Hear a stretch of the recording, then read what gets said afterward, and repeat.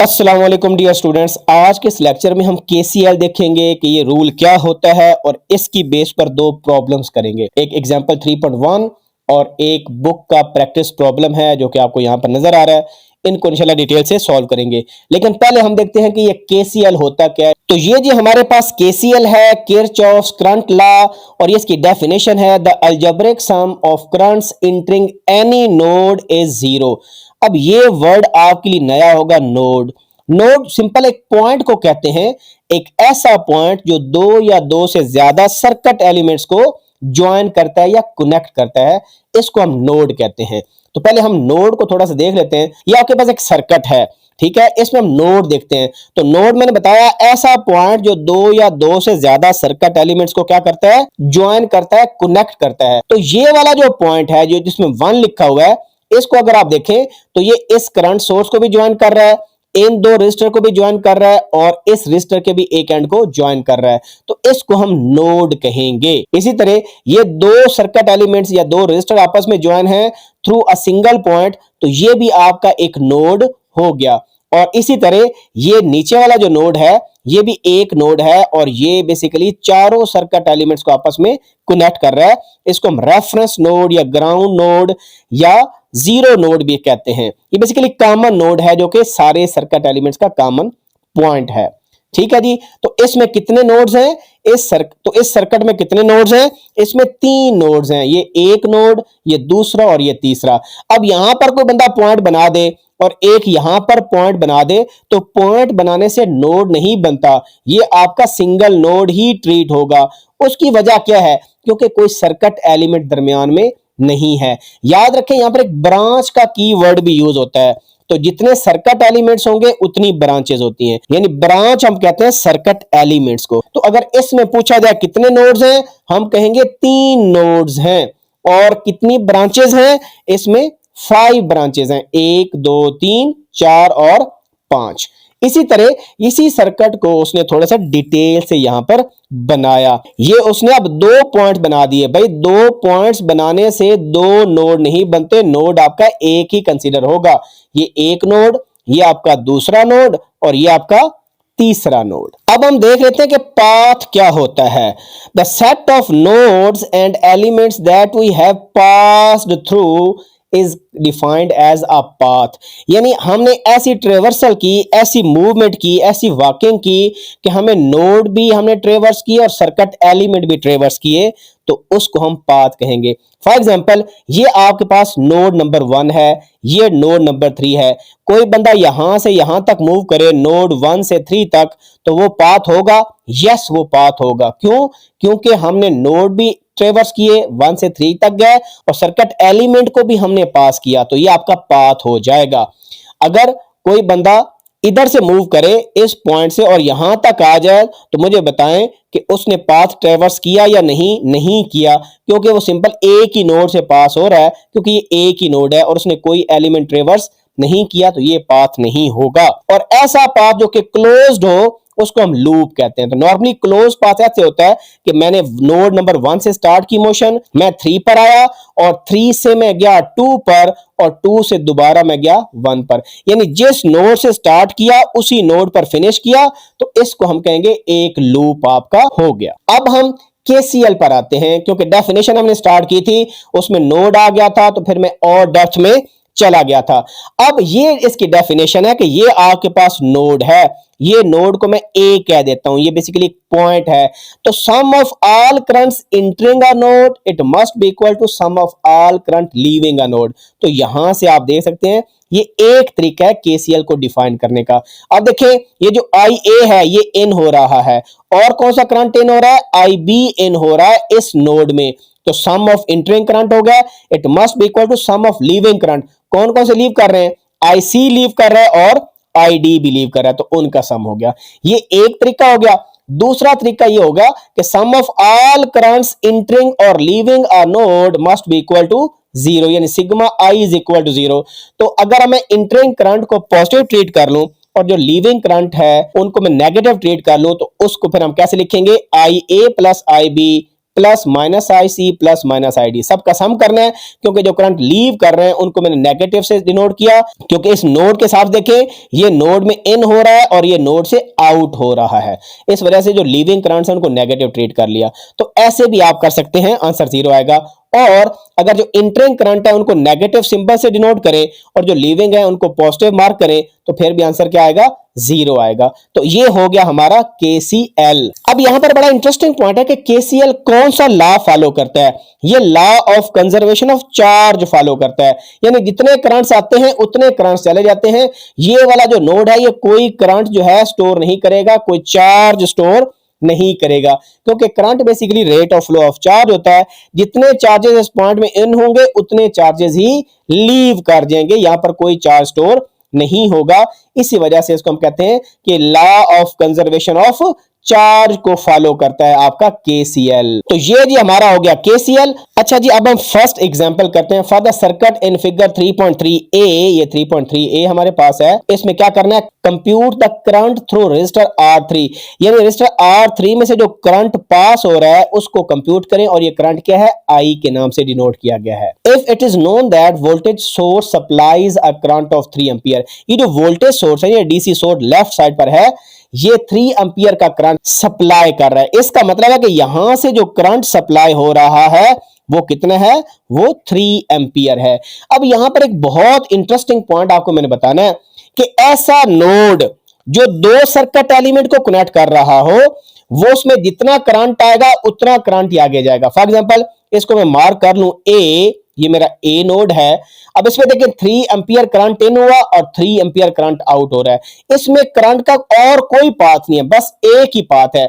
इसका मतलब ये हुआ ये जो रेजिस्टर R1 है, इस रेजिस्टर में से कितना करंट गुजरेगा, जितना करंट इस नोड से आउट हुआ, कितना हुआ, 3 एम्पियर हुआ, क्योंकि करंट का कोई और पाथ नहीं है। इसके अलावा अगर आप देखें ऑल दो ये पॉइंट 2 मार्क हुए हैं लेकिन नोड ये एक ही है। तो पहला क्वेश्चन ये भी हो सकता है कि इस सर्किट में कितने नोड्स हैं, तो ये एक नोड हो गया, ये आपका नोड दूसरा हो गया B नोड, और ये जो है ये ग्राउंड नोड है या कॉमन नोड है या रेफरेंस नोड है, ये आपका थर्ड नोड हो गया। तो 3 नोड्स हैं। ऐसे नहीं करना है 1 2 3 और कोई बंदा इधर भी बना दे पॉइंट तो आप कहें 4 और फिर इधर बना दे 5 6 7 और इधर बना दे 8, तो भाई 8 नोड नहीं है, 3 नोड्स हैं। ठीक है, आपने देखना यह है कि 2 पॉइंट्स के दरमियान अगर सर्किट एलिमेंट नहीं है ना तो वो एक ही फिर नोड होगा। सही है जी, अगर सर्किट एलिमेंट आ जाए तो फिर आपका वो नोड ट्रीट होगा, अदरवाइज वो सिंगल नोड ही है। अब आप देखें कि इस B नोड पर 3 एम्पियर इन हो रहा है, 2 एम्पियर आउट हो रहा है, करंट I भी क्या हो रहा है, आउट हो रहा है, और 5 एम्पियर क्या हो रहा है, इन हो रहा है। यानी इस नोड के अंदर 5 एम्पियर करंट क्या हो रहा है, ये आपका इन हो रहा है, और 3 एम्पियर भी क्या हो रहा है, इन, और ये 2 करंट क्या हो रहे हैं, आउट। तो हम KCL नोड B पर लगाकर आराम से इस I की वैल्यू फाइंड आउट कर सकते हैं। तो इस तरह KCL अप्लाई होता है। तो हम लिखेंगे apply KCL eight node B। तो इसके लिखने के बाद आप नोड B पर KCL अप्लाई करें।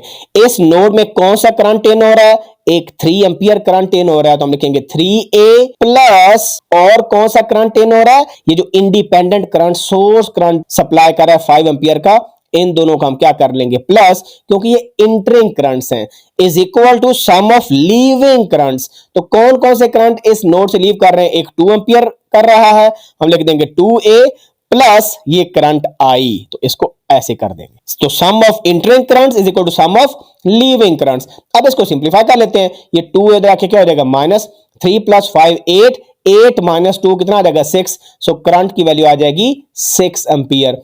अब क्या ये 6 एम्पियर की सेंस बन रही है, बिल्कुल बन रही है जी, क्योंकि ये जो वोल्टेज सोर्स है ये 3 एम्पियर करंट दे रहा है और ये current source 5 ampere current supply कर रहा है, तो 5 प्लस 3 कितना होता है, 8। तो हमारा आंसर 8 से कम ही आया है, 8 से ज्यादा नहीं आया, क्योंकि 2 एम्पियर आपका यहां पर भी चला गया ना, तो इसका मतलब है हमारा आंसर परफेक्टली फाइन है। अब हम करते हैं जी नेक्स्ट क्वेश्चन, ये प्रैक्टिस प्रॉब्लम है।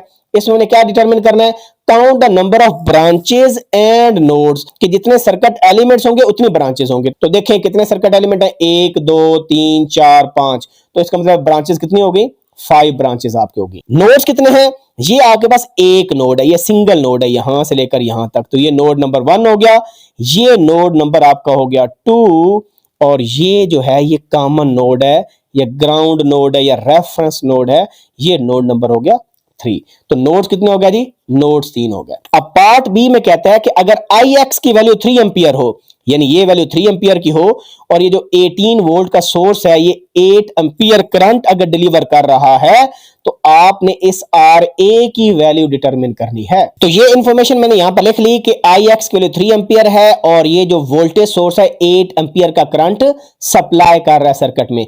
अब RA निकालना है। तो देखें RA के ऊपर कौन सा नोड है? ये नोड है ना, तो इस पर हम KCL अप्लाई कर देंगे। और ये जो दो डिफरेंट पॉइंट आपको नजर आ रहे हैं, ये बेसिकली कुछ भी नहीं है बल्कि सिंगल नोड आपके पास है, और ये वाला जो है ये भी वही नोड है। तो यहां पर आप देखें हम अप्लाई करेंगे KCL, apply KCL eight node, इसको हम 1 कह देते हैं। नोड 1 कह दे, नोड A कह दे, आपकी मर्जी है। अब इसमें कौन सा करंट इन हो रहा है? 8 एंपियर का करंट इन हो रहा है, तो हम लिखेंगे 8A प्लस और कौन सा करंट इस नोड में इन हो रहा है? देखिए 13 एंपियर है ना, यानी इस रेजिस्टर में से 13 एंपियर करंट गुजरेगा और ये इस नोड में इन हो रहा है, तो इसको हम यहां पर ऐड कर देंगे। 13 एंपियर इज इक्वल टू कितने करंट्स लीव कर रहे हैं? एक तो IX कर रहा है जो किसके बराबर है? 3A के बराबर है, सो 3A प्लस, अब यहां पर हमें नहीं पता कि RA में से कौन सा करंट गुजर रहा है, तो जाहिर है जब ये करंट इधर आएगा और उसके बाद करंट RA में से इस तरह गुजरेगा। इसको आप कोई value they they, let's suppose मैं इसको I कह देता हूं, IRA भी आप कह सकते हैं, मैं सिंपल इसको I कहता हूं। तो ये वो करंट है जो कि रजिस्टर RA में से पास हो रहा है। I निकालने के लिए ये +3 इधर आके क्या हो जाएगा? -3, 13 में से 3 गए 10, 10 और 8 18 आ जाएगा। सो I की वैल्यू आपके पास आ जाएगी 18 एंपियर। इसका मतलब ये हुआ कि इस रजिस्टर में से 18 एंपियर करंट गुजर रहा है। अब यहां पर बड़ा इंटरेस्टिंग है क्योंकि हमने RA की वैल्यू निकालनी है और वो ओम होती है रेजिस्टेंस, तो हम क्या लगाएंगे? हम ओम्स लॉ यूज करेंगे। ओम्स लॉ यूज करते हुए एक चीज का ख्याल रखना है कि जब भी आप रेजिस्टर देखें तो जिस टर्मिनल से करंट इन हो रहा है उसको पॉजिटिव मार्क करें और जिससे लीव हो रहा है उसको माइनस मार्क करें। इसमें आपके लिए आसानी है, आपको V is equal to +IR use करना पड़ेगा according to passive sign convention. अगर आप इसको माइनस करेंगे इसको प्लस, आंसर फिर भी सेम आएगा, लेकिन उसका फायदा नहीं है। पहले आप -VR करेंगे, फिर वोल्टेज को भी माइनस करेंगे, तो दोहरा काम आपको करना पड़ेगा, जिस तरह मैं पिछली वीडियो में क्लियर कर चुका हूं कि दोनों से आंसर सेम होता है। लेकिन आसानी किसमें है? जिस टर्मिनल से करंट इन हो रहा है और रजिस्टर हो उसको पॉजिटिव मार्क कर ले। एक तो पता चल गया कि जो वोल्टेज ड्रॉप अक्रॉस RA है उसका फार्मूला हमने क्या लगाना है? I इंटू RA लगाना है, पॉजिटिव लगाना है।